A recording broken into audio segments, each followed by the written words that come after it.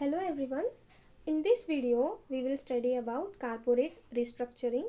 That is our subject, and the first chapter of it is Introduction to Corporate Restructuring.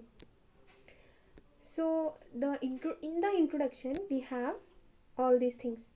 The first is introduction about corporate restructuring, meaning and definition of corporate restructuring. In short, we call it as CR, right? Objectives, motives or reasons behind CR, importance or significance of CR, choices, forms of CR, present scenario of CR, limitations and the value creation in corporate restructuring. So, what is corporate restructuring? The general and the simple meaning of corporate restructuring is change in existing structure of a company. Okay, so would be considered as corporate restructuring. But why is it called as corporate restructuring? Not only corporate restructuring anta yaak kariತೀವಿ?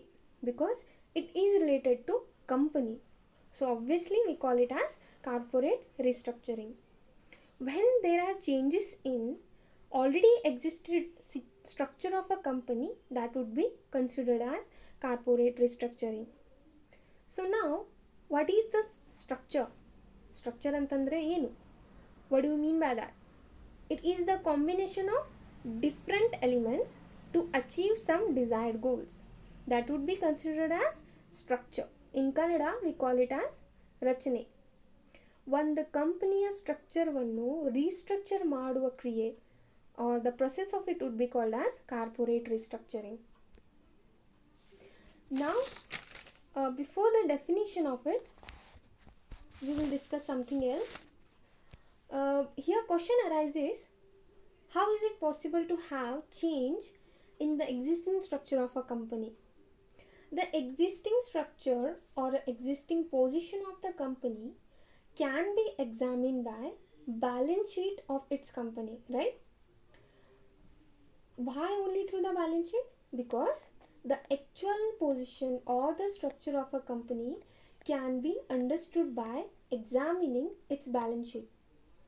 How much the company has current assets, non-current assets, current liabilities, outside liabilities, reserves, surplus, number of shares of the company. All these things can be understood through balance sheet on a particular date as on that day prepared. So by this we can understand that or judge the structure or position of a company. If there are any changes in the existing structure of a company, we call it as CR. So we also can state that if there are any changes in the balance sheet of a company due to any transactions, that would be considered as CR. For example, issue of shares, issue of debentures, issue of preference shares, redemption of shares, redemption of debentures, buyback of equity shares, amalgamation, absorption, internal reconstruction, sale of division, that is one company sell its division to other company, etc. All these are the part of corporate restructuring. Okay, major change ಆಗಬೇಕು. Fine. So now we will study about the definition. Corporate restructuring refers to broad array of activities that expand or contract a firm's operation or substantially modify its financial structure or bring about a significant change in its organizational structure and internal functioning. So this is the definition of corporate restructuring. Corporate restructuring refers to broad array. Broad array means vishala rachane. Array here means formation or setup. Okay, so array of what? Formation of what? Formation of activities related to a company that expand here means enlarge or vistarisodu, or contract, that means shrinkage, ಕುಗ್ಗುವಿಕೆ. Expansion and contraction of what? It's all of a firm's operation or substantially modify its financial structure. Substantially modify means gananiyavagi. Modify means you all know that change or alter, right? So to a great extent it modifies or alter its financial structure or bring about a significant change in its organizational structure and internal function, right? So by this definition what we can state here that CR, what is CR? Any significant changes or modification in the organization structure either by expansion or contraction of by formation of broad activities would be considered as or called as CR. I'll repeat. By this definition, if there are any significant change or modification in the organization structure either by contraction or expansion by formation of broad activities would be called as CR. Okay, I hope you guys have understood the concept of not only the concept not the concept, definition of CR. Okay, moving on to the next topic, that is significance of corporate restructuring. Corporate restructuring is a strategic decision leading to the maximization of company's growth by enhancing its production and marketing operations, reduced competition, free flow of capital, globalization of business, etc.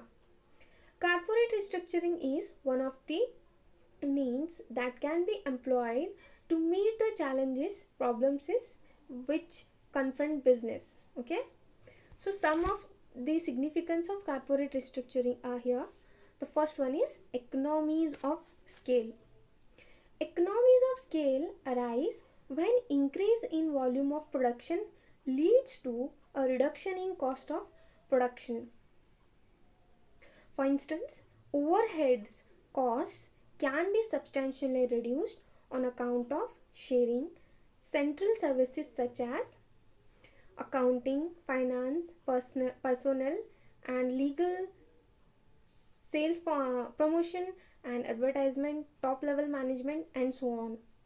So when two or more companies combine, certain economies are realized due to large volume of operations of the combined entity. These economies arises due to increased production capacity, strong distribution networks, effective engineering services, research and development facilities, data processing system and others. The second here is operating economies. Apart from economies of scale, a combination of two or more firms may result in reduction of cost due to operating economies. A merged firm may avoid overlapping. Various functions may be consolidated and duplicate channels may be eliminated by implementing proper planning and control system. The third one here is synergy. What is this synergy? Synergy refers to a situation where the combined firms is more valuable than a sum of the individual firms. Right? एक से भले दो हम कह सकते हैं. It refers to the benefit other than those related to economies of scale. Apart from operating economies, synergy may also arise from enhanced managerial capabilities, creativity, innovativeness, research and development, productivity, improvements, improved procurement and the elimination of duplication.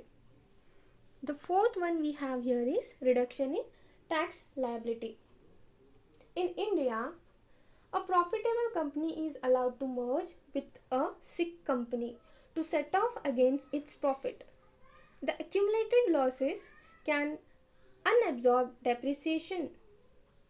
A large number of companies in India have merged to take advantage of this provision. The conditions to claim this tax benefit here further being relaxed by amendment made in section 72A of the Income Tax Act. The fifth one here is managerial effectiveness. One of the potential benefit of merger is an increase in managerial effectiveness. This may occur if the existing management team which is performing poorly is replaced by more difficult ones.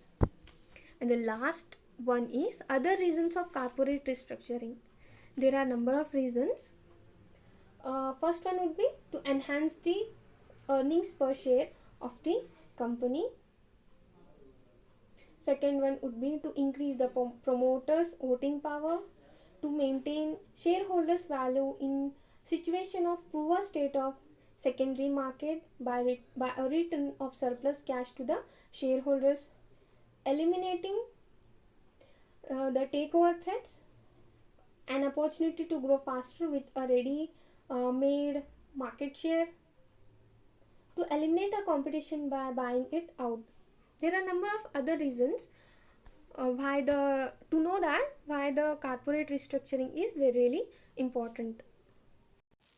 Next we have here is objectives of corporate restructuring. The objectives of corporate restructuring is conduct the business operations in an efficient, effective and competitive manner so as to increase the organization's market share and brand power. Some of the objectives of the organization for CRR, the first one is growth. Growth in the market by increasing the sale, profit and asset. Second one is technological advancement. Technological advancement in order to survive in the market. Without technological upgradation, it is crucial to continue or endure in the market.